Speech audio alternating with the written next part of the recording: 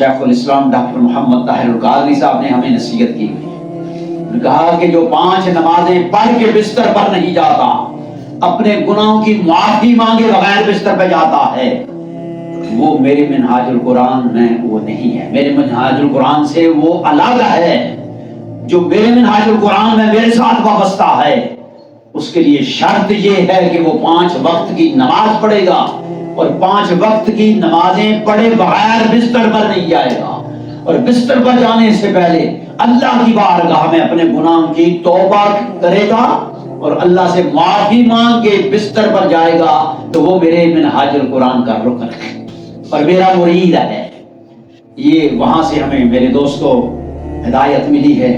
اور یہی ہدایت اگر سارے پیران کرام اگر اپنے اپنے مریدوں کو، اگر اساتذہ اپنے مریدوں کو یہی پیغام دیں،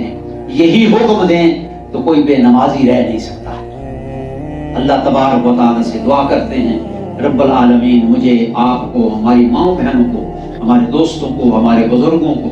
اللہ رب العالمین 5 وقت کا نمازی بنائے، حضور کی ان عظمتوں کا قائل بنائے، روزے رکھنے کی توفیق عطا فرمائے، قرآن کی تلاوت کی توفیق عطا فرمائے، اور تقوی اور پرہیزگاری والی زندگی عطا فرمائے۔ اللہ رب العالمین ہماری اس دعا کو قبول فرمائے، وما توفیقی الا باللہ۔